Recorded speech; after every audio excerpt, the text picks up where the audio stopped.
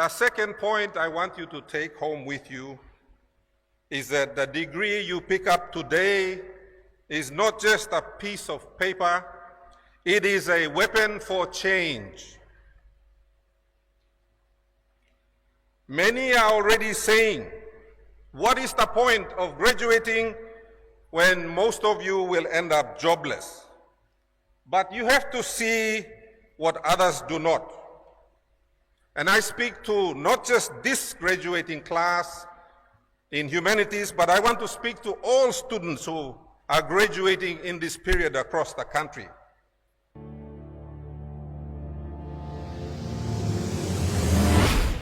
At a time when Papua New Guinea faces deep social and economic challenges, Governor Allan stood before the UPNG's School of Humanities graduating class of 2025 with a powerful call to action, a message not just for students, but for a nation on the brink of transformation. In a speech titled, "In Difficult Times, the Bold Will Rise," Governor Byrd challenges this generation to go beyond the scroll, to become the changemakers, reformers, and visionaries that PNG desperately needs. Watch the video to hear this unforgettable speech.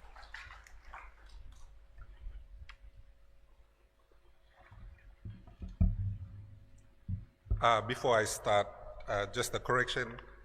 I am not Right Honorable. I think those titles are issued by the Privy Council in the UK.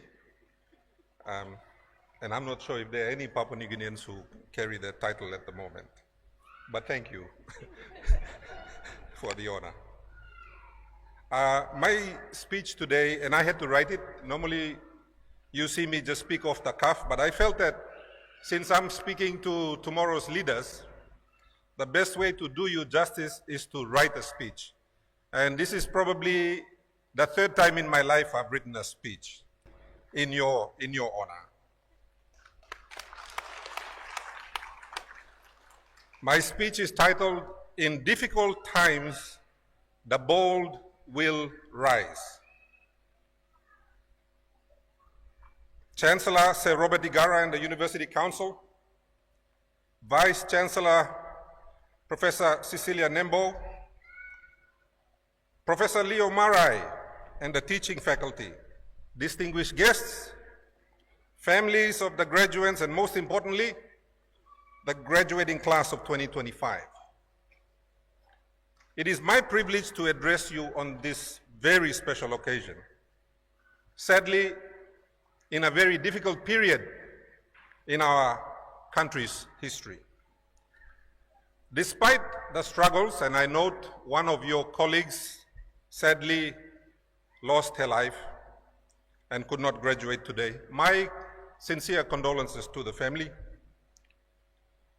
We are here to celebrate and recognize a very significant milestone in the lives of our young leaders.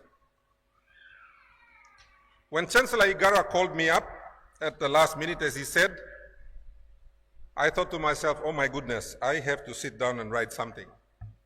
This is the second time I have addressed a graduation at the University of Papua New Guinea. I think the first time was probably 6 years ago. And I addressed the medical students, medical faculty. I asked my good friend and big brother, Sir Robert Igara, I said, what would you like me to say to the students? And he said, please, Governor, Vice Chancellor Nembo and I would like you to inspire the students. I had to scratch my head. How do we find inspiration when times are very difficult? That is my challenge. That is also your challenge. Speakers who went before me, including our Prime Minister, and I acknowledge them and all the things they said. For you today, as you sit in your capes and gowns, I want to say something to you. You have already proven something extraordinary.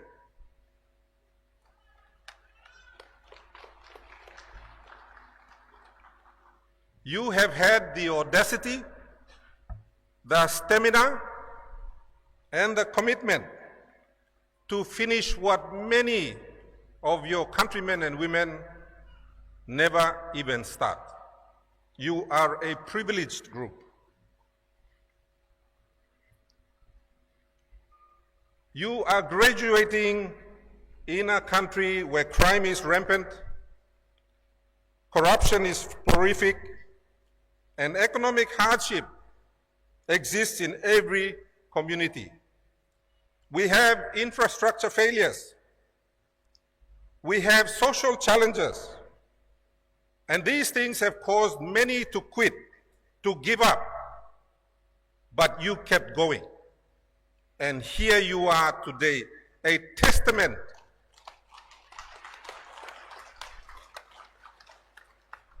to yourselves as exemplary individuals.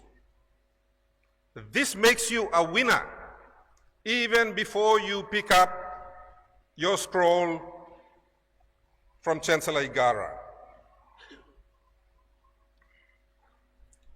Many of you have endured significant challenges supported by your families and friends. You have endured challenges thrown at you by your country. With this sacrifice, some of you come from very remote places still in our country to be here. Against all of those odds, you have made it. For me especially, given the work I do as Deputy Chair of the Parliamentary Committee on Gender Equity and Women's Empowerment, I have to say I am really, really impressed that more than 50% of the graduates are women. Well done to the women and well done to the young men sitting in this graduating class who supported your women colleagues to get this far.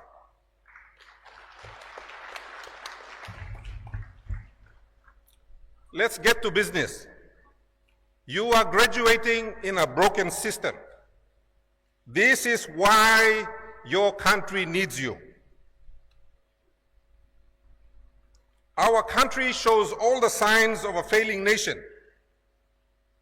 So our country is not handing you the perfect future on a silver platter that you might have been thinking of when you first started this journey.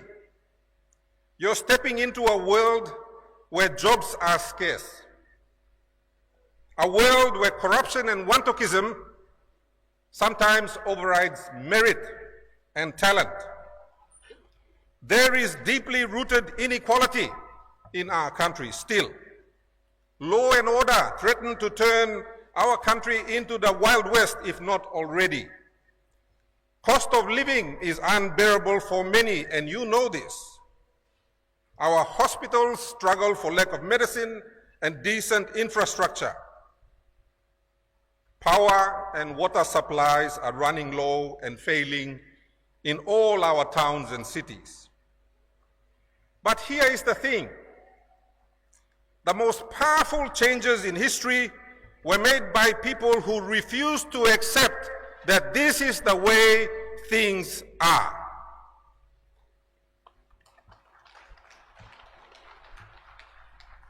I remind you of the story of Gandhi in India, when through peaceful protest he threw out one of the greatest empires in the British out of India. Did he accept things to be the way they are? No. He fought to change it, and he did. Look at India today. Did Nelson Mandela accept apartheid? No, he didn't. He worked all his life to change it. And this happened during our lifetime. Did our forefathers, led by Grand Chief Somare, wait for colonial powers to grant freedom? No. They agitated until they got independence 50 years ago. Diamonds are forged in the harshest conditions in the earth. conditions similar to which you have endured, many of you. This country needs diamonds that are hard enough to get us out of the situation where the failures of our leaders have created. When things are hard, that's when people, PNG needs the impatient people. PNG needs the brave people to rebuild it. I know many of you are uncomfortable as you sit here waiting to graduate. Many of you are anxious about an uncertain future. This discomfort you feel is exactly what you need as fuel to drive you forward. This country needs your vigor, your youth, your intelligence, your creativity, your enthusiasm, and your optimism. Because sadly, my generation has done you injustice. The second point I want you to take home with you is that the degree you pick up today is not just a piece of paper, it is a weapon for change. Many are already saying, what is the point of graduating when most of you will end up jobless? But you have to see what others do not. And I speak to not just this graduating class in humanities, but I want to speak to all students who are graduating in this period across the country. If you have a degree in law, for example, you can fight for justice in a country that is crying out for justice. If you have a degree in agriculture, you can help migrate our farmers and make them better. If you have a degree in business, you can help expand our SMEs and create jobs. If you have a degree in humanities, I challenge you to bring critical thinking and empathy in our communities torn apart by violence and a lack of respect for rule of law. I challenge you to bring humanity to our hard infrastructure development agenda. Your education isn't just for finding a job. The tools you have been given are to help you find solutions for your community, for your family, and for your country. The world's greatest innovators and change bringers didn't wait for permission. They built it from the ground up, just like you must do now. My third point I want you to take with you is that the fire, the excitement you feel today as you sit here must drive you beyond as you walk out this door. This evening, maybe this afternoon, you will celebrate with family and friends, but tomorrow, the real test begins. Will you blame the system, or will you try to change the system? Professor Leo Mara and I were students once. We were also student protesters, in case you didn't know. And as I shared with your faculty members just outside, I am still protesting today. And I understand Professor Mara is still protesting.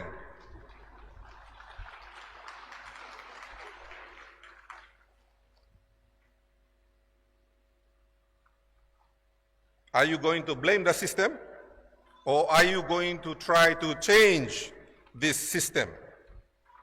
Are you going to join the corruption, or will you fight against it for something better for yourselves and for your children? Are we going to repeat the divisions that drive us apart, or look for the things that bring us together, that Are we going to support the things that bring inequality and wantok systems, or are we going to be the change? My challenge to you, don't be the one who gives excuses, because we are getting a lot of excuses going around these days. Be the one whose actions bring change. If roads are poorly built, be the engineer who builds better infrastructure and does not take the side payment. If the system is broken, be the advocate who reforms it. If our leaders have failed you, then you become the leader that is better and doesn't fail the people. If there is injustice in the community, then help rebuild our broken communities. My final message to you is this. You are the first litmus test of PNG's future. It starts with you. We have been led to believe that extractive resources will bring the economic prosperity we all desire. Well, I am here to tell you that this is false rhetoric that gives false hope. Even if Wafi Gorpu and Papua LNG start up tomorrow, they will not provide the millions of jobs and opportunities we all need. It is time to have a whole new mindset, a mindset based on the creation of new industries we have not tried in the past. We must leverage our comparative advantage and look at what the world needs, and then challenge ourselves to produce it. Let's not limit ourselves to what we see in our country. We have wasted decades on the extractive industry to the neglect of our full potential as a people and as a country. Look around you. See the person sitting next to you in a blue gown. Prime Minister Marape was in university at the same time I was. We are the same generation. The future Prime Minister of Papua New Guinea could be sitting next to you. And let me add, it could be a woman.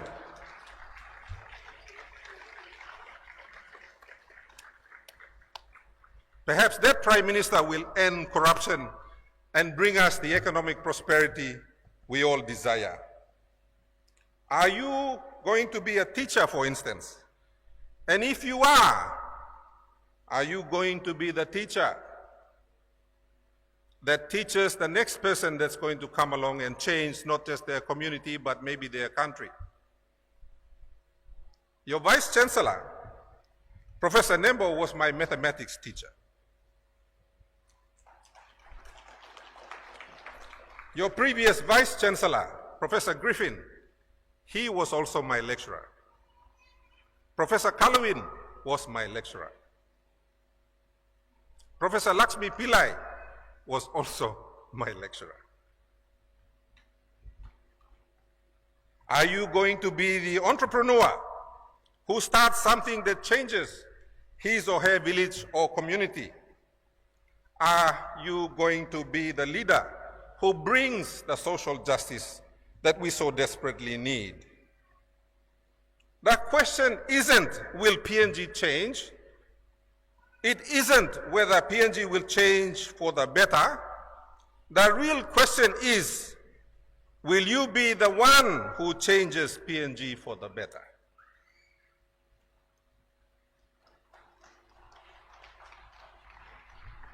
Last week, I had the privilege of sharing in the opening of a large shopping plaza in Wewak. We have been a backwater for many, many decades.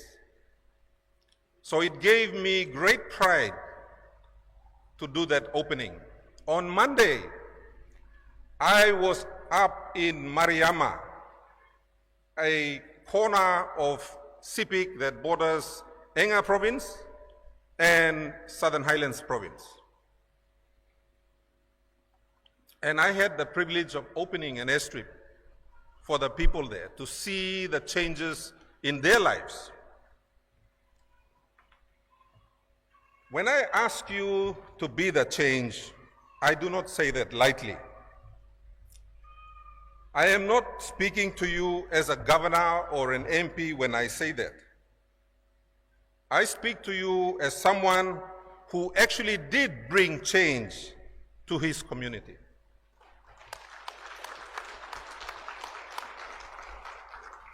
Before I became governor or governator or some of these words that people call me, the Terminator who walks into Parliament, I was known as the Vanilla King.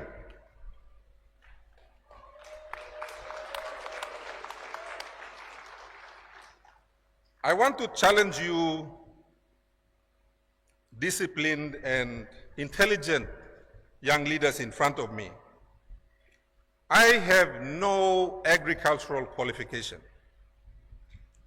I taught myself because I enjoyed doing it. Even now, I am still learning.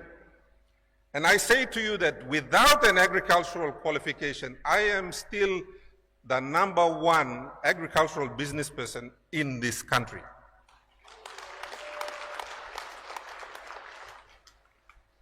I didn't wait for the government. I went out myself because it was something I believed in. I was frustrated and anxious, just like many of you are today. But I would not accept the status quo. I wanted change. So someone had to start it. Let me tell you that only those who are uncomfortable with their situation, they are the ones that will change the future. Comfortable people do not want change. Even as recently as last week, I was teaching some farmers on how to grow cocoa, because that is my tool for change. If I can do it, you can do it. And I am sure many of you can do it better than I ever did.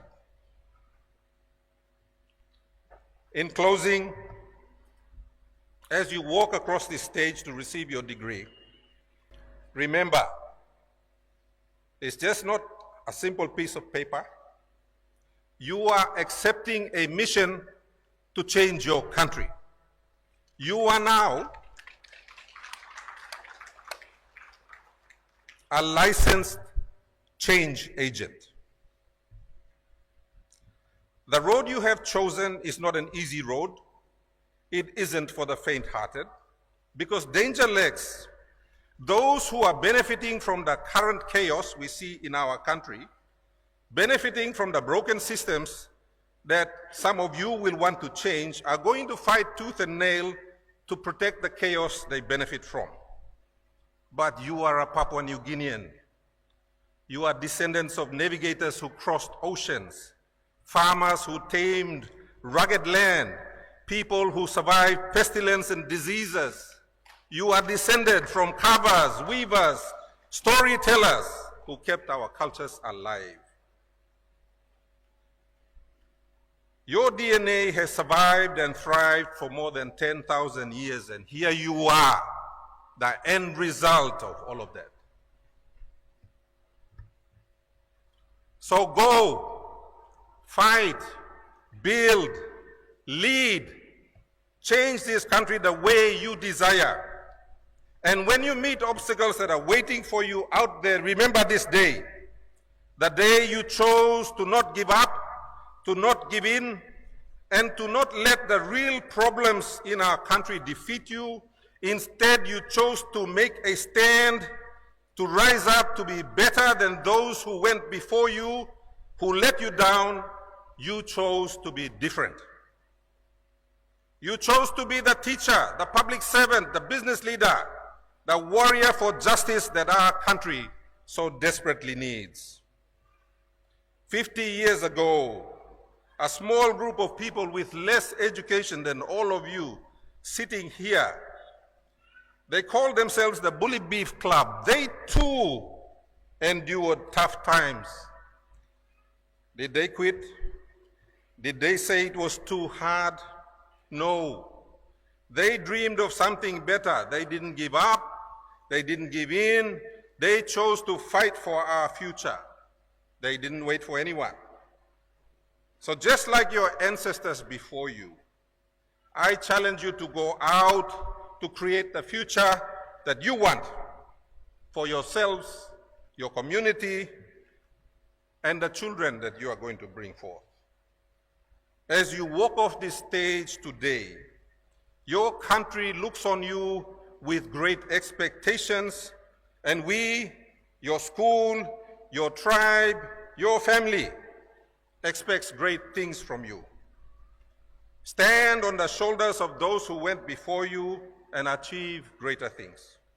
Do not limit yourselves to the obstacles you see in your country.